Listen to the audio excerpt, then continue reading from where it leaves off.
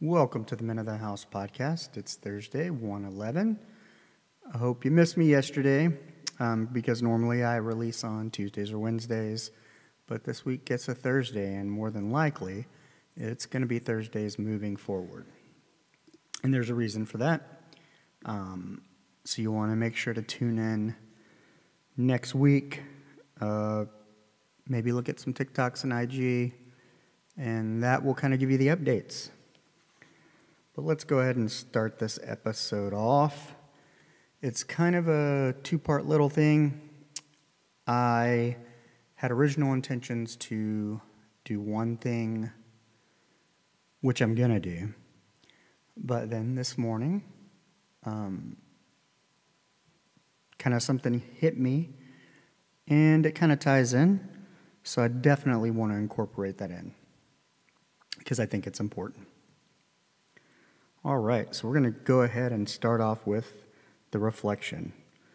January 11th, let there be quiet. Drifting through the sky, gentle and light.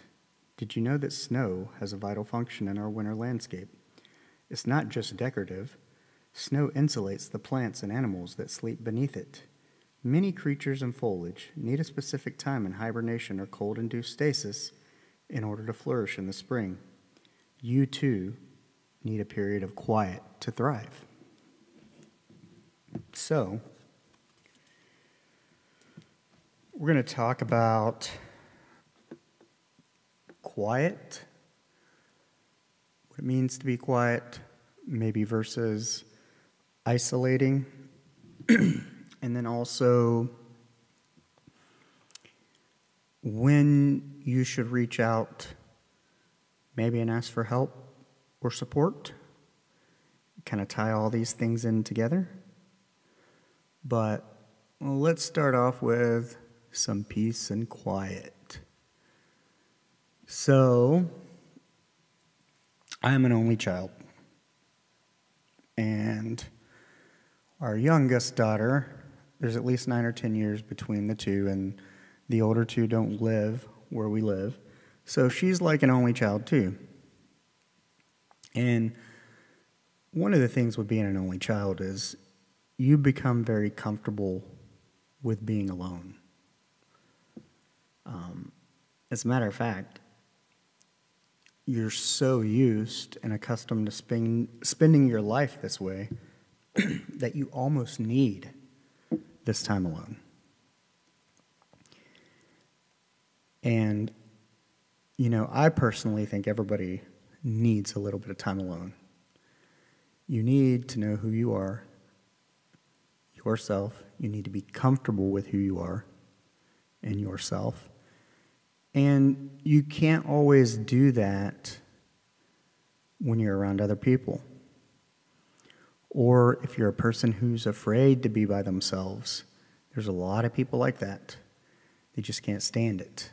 They have to be around other people, or they have to be dating someone, whatever the case may be.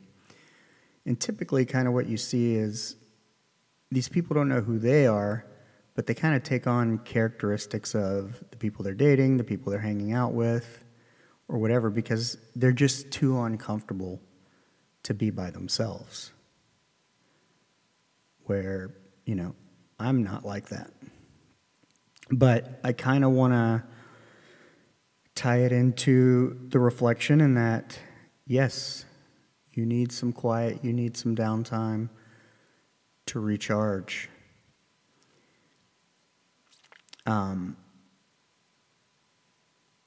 But also, people isolate for other reasons. And that's kind of the other part I want to talk about is, isolation being unhealthy. There's a big difference between isolating yourself, figuring out who you are, what you're about, and whatnot, versus isolating when you're spiraling out of control mentally. And, I know from personal experience that isolation, it's one of those things where you do it because you're like, I don't want to bother other people with my problems or the way that I feel. I'll snap out of it. It's just going to take time. But, unknowingly, we don't realize, too, it depends on what kind of situation you're in. That isolation can affect all the people around you. If they don't understand you, if they don't understand what you're going through, if you're on vacation, I kind of went through one day over the Christmas break where I isolated, but we were out of town visiting family, and it makes it even more difficult. But you have to be willing. I think you need a portion of the isolation when you're in that mood, because you need to step away, you need to think things through, and then you need to move forward. The problem becomes when the isolation lasts too long.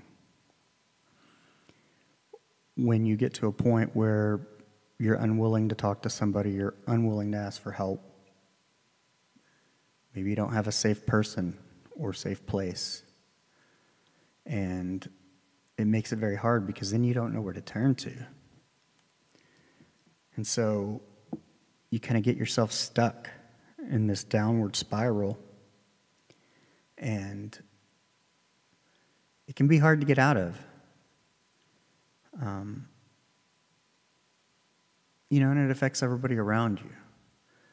And so the key is being able to recognize that and maneuver your way through it kind of as quickly as possible. And kind of something that happened this morning ties into this, and, this is why it's important. So, let's see, I got my notes here. All right, so this morning I was watching Good Morning America, and there was a story on there about Isabella Strahan, who's Michael Strahan's daughter. If you don't know who Michael Strahan is, he's a football player, former football player, but he's one of the hosts on GMA, Good Morning America. And I guess his daughter, she was having some headaches, and, 3 to 4 weeks later, I think it was maybe throwing up blood, went to the hospital, and she ended up having a brain tumor. So, this is all in the interview.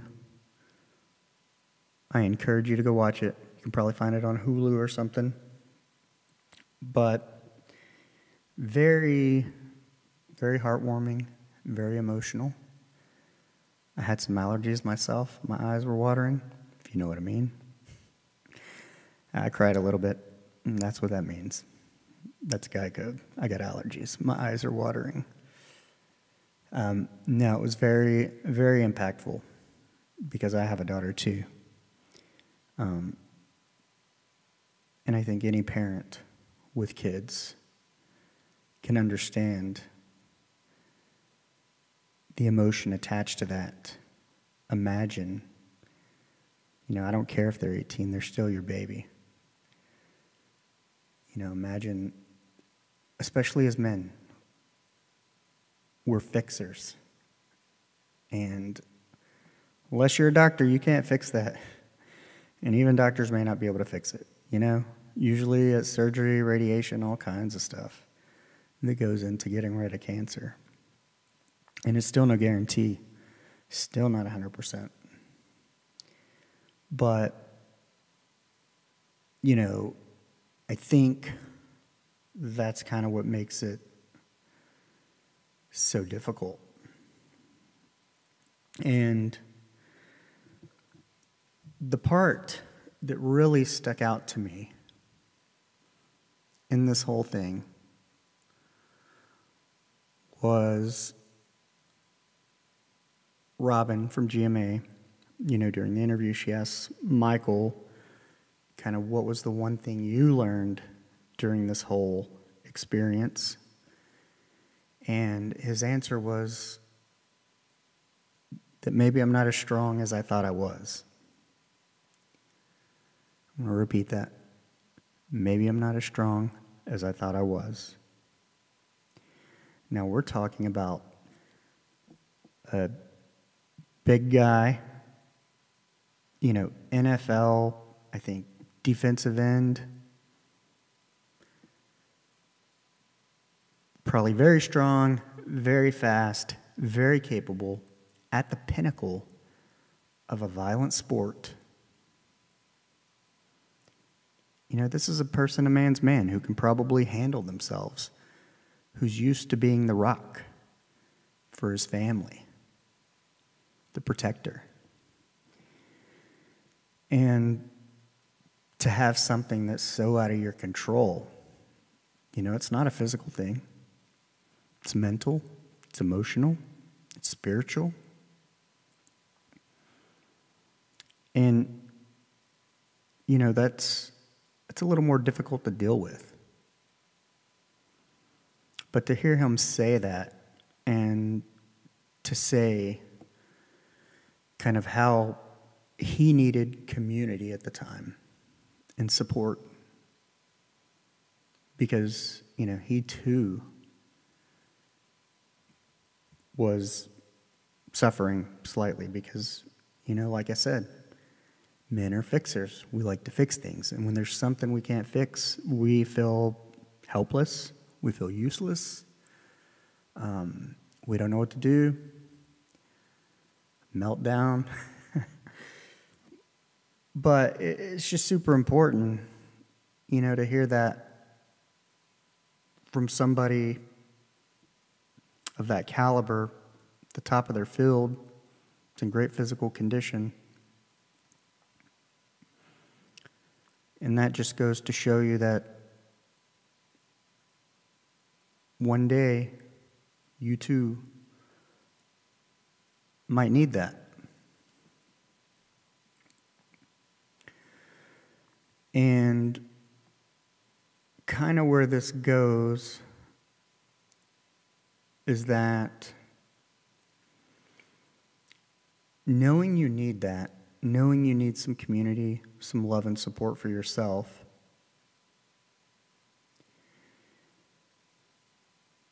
I think people understood what was going on to him as co-hosts and whatnot, so they were able to be that community and that support for them. But let's say you had somebody like me. I don't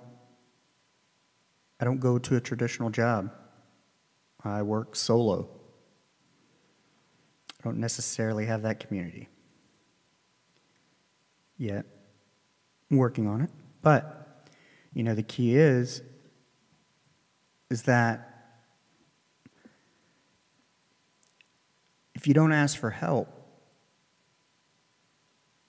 then you're going to end up isolating, essentially.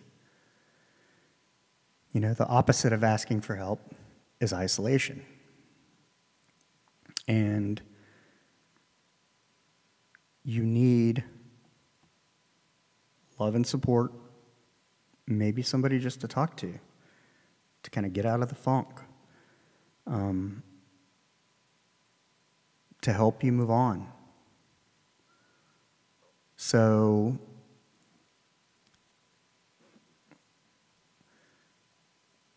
I think it's important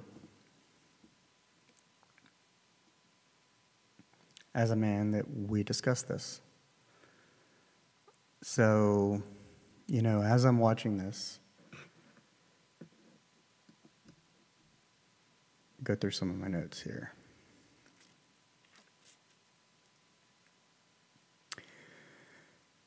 For me, I think being a man is about doing hard things. And for a man, what's harder than asking for help when you need it? It doesn't make you weak. It actually shows strength. But men, we're so hesitant to speak up. I mean, we're taught from a very young age. You know, I played Little League football. You get hit hard or something, and it's like, suck it up. It's kind of part of it. Don't complain. You kind of learn, like, don't complain. Keep your mouth shut. Suck it up. Get through it. Do what you need to do. Now, I do think there's a time and place for that when you're in the thick of it. And sometimes, I mean, there are only, just like with problems, only you can fix your problems. Now, people can help point you in the right direction. People can love you. People can support you. People can listen. They can be a sounding board. They can give you a different perspective. But you, and you alone, have to do the work, have to go inside, have to deal with whatever, come up with a solution, and figure out a way to move forward. But it certainly helps if you have safe people, safe places around you to kind of facilitate that or just be there. There's something about that. Knowing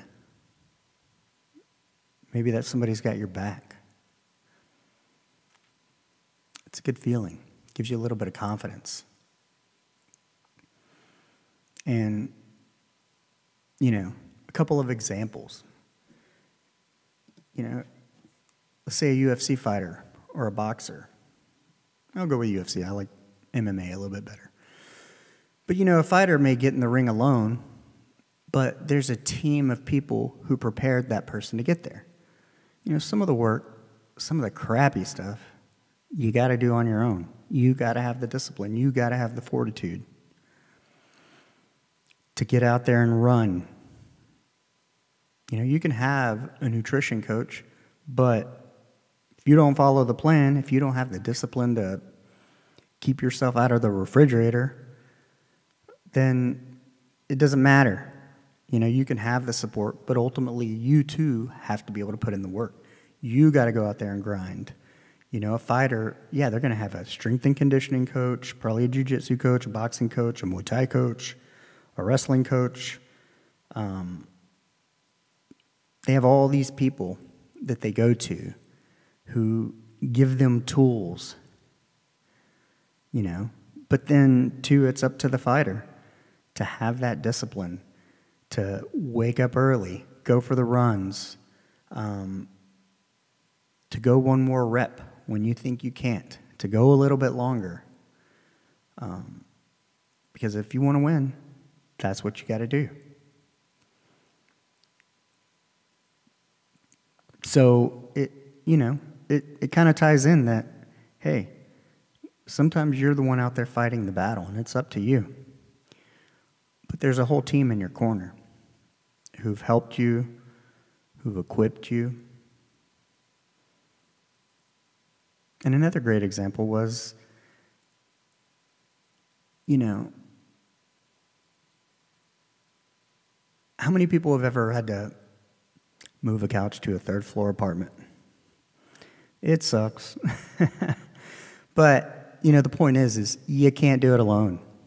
You got to ask for help. You got to ask a couple of buddies, or you got to hire movers. And they're usually winding staircases. But it's kind of like one of these things of going like, hey, if you needed help moving furniture, you would ask for help. So why are we so reluctant to ask for help when life gets heavy? Yeah, the furniture's heavy. You can't do it alone.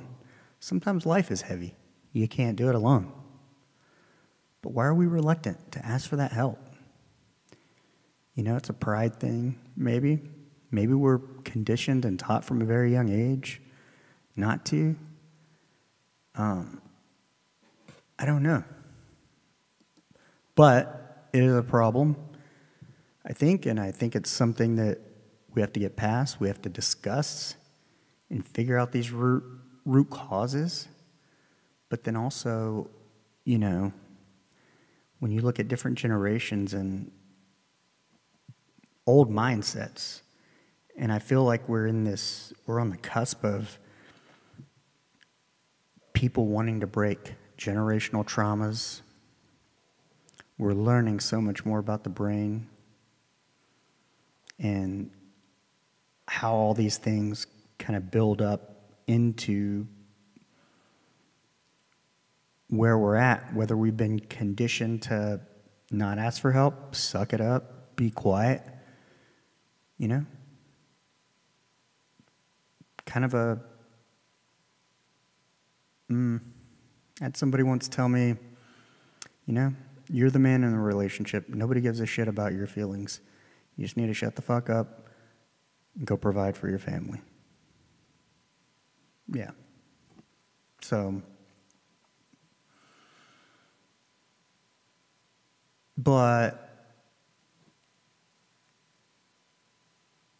and I realize I'm saying but too much. You know, no matter how strong and tough you are, there's something that may be soul-crushing, crush your spirit, and you're going to need that help. You're going to need that community. You're going to need that support. You're going to need that love. And,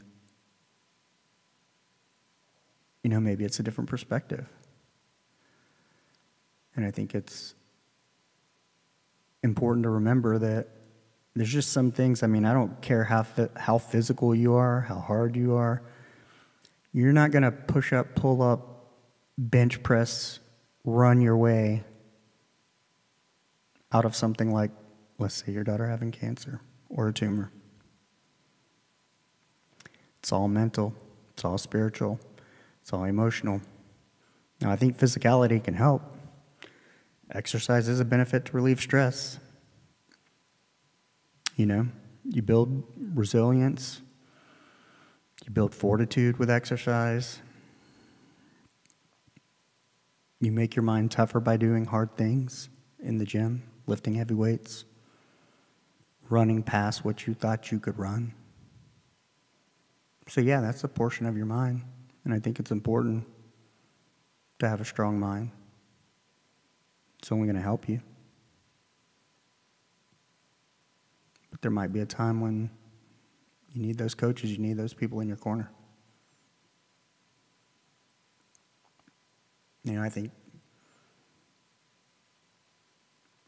a real man, the measure of a man, would really be able to love like Jesus, but then be as violent as Genghis Khan if you have to.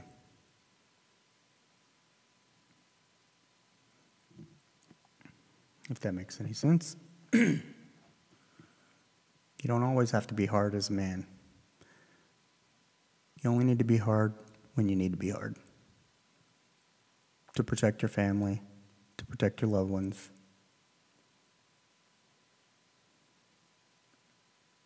And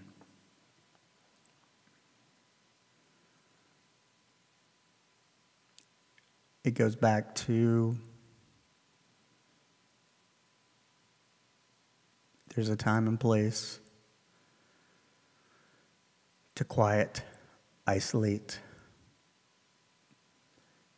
do the work that you need to do,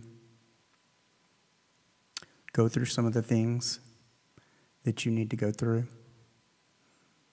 But then there's also being able to recognize and speak up. I think as men, we recognize it a whole lot. We just don't voice it for whatever reason. It's so hard to say, I need help. I'm not good at the moment.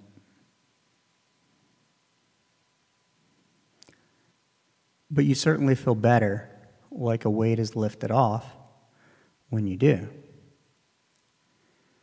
Because there's a little secret that I got to tell you from experience.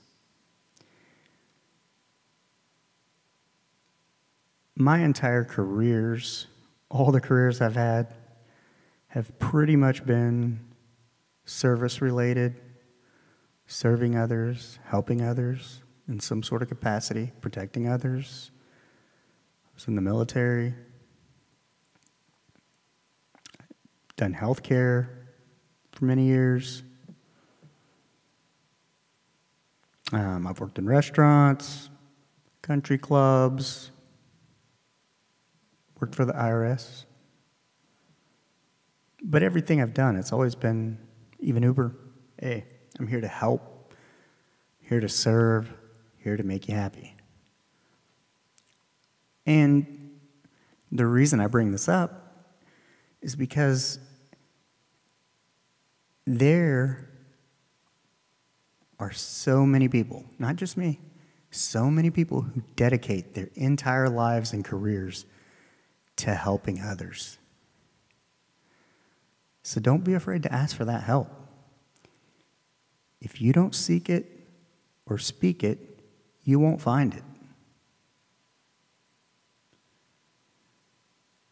And you don't want to get to a point that you have to rely on someone else to speak it for you.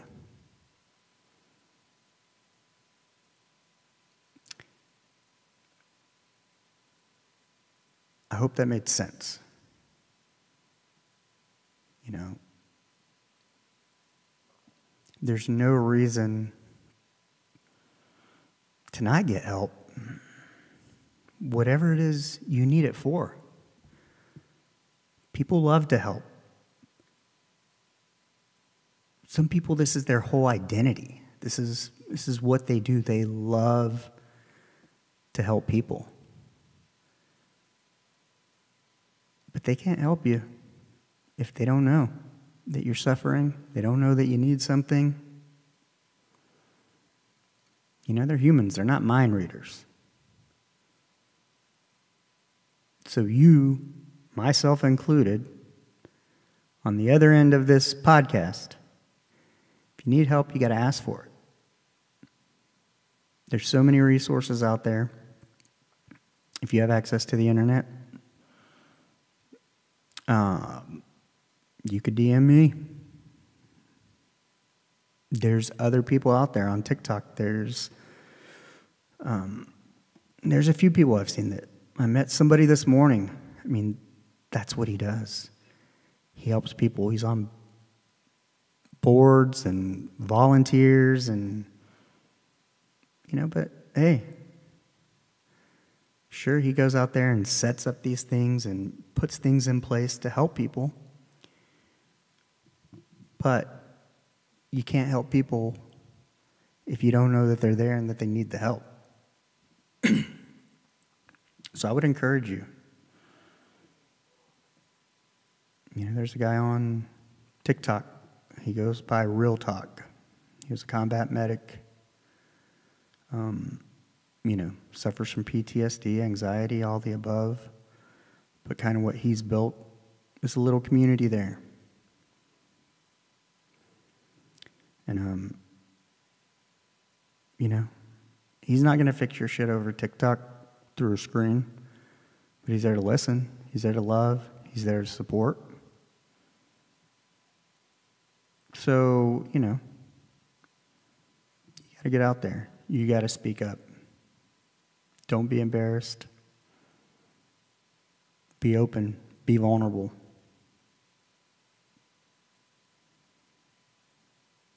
That's a real man.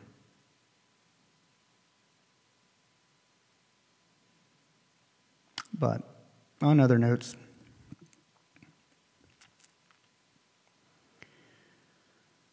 we will be continuing on Thursdays from here out. I'll update you. And I'm also excited because I'm going to be going to a show tomorrow with my wife.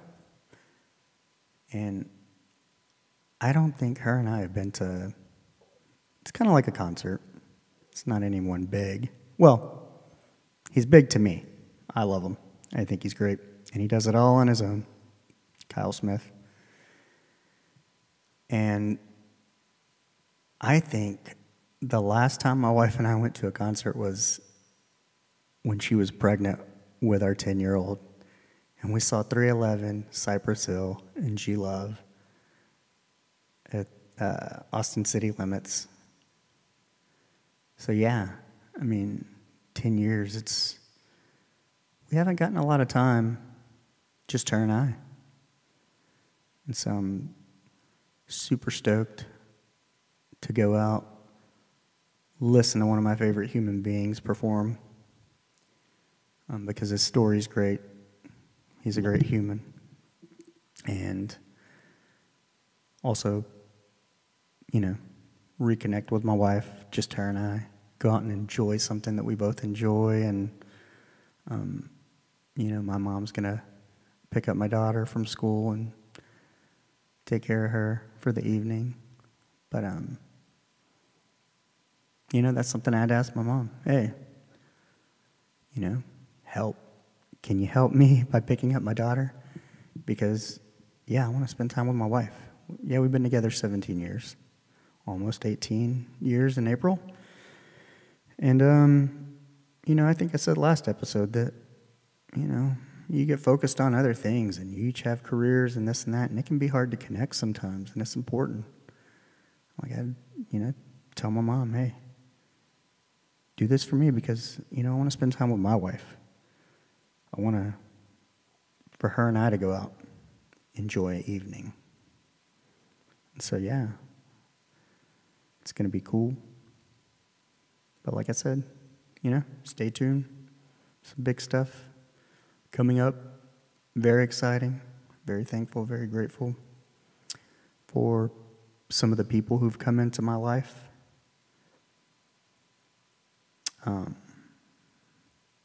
And some of the things that are happening to me. It's out there. But if you're not looking, if you don't believe and you're not open to receive, then you're not going to see it when it comes, even if it's right in front of your face. So, keep your eyes open. Sit with yourself. Learn yourself. Be open. Be vulnerable. Don't be afraid to ask for help. And I will see you guys next week. And I hope you have a great weekend. I hope the weather holds for wherever you are. And just please remember to be safe. If the water's too high, don't try to drive. And this is kind of reinforced to that. When these kind of things happen, people come together and community thrives and people help each other. And that's kind of the whole mission idea of the podcast too, because I'm still learning. People are helping me, just like I want to help people. I'm just a person that the information is coming through. So, please be safe. Have a great weekend, and I'll see everyone next week.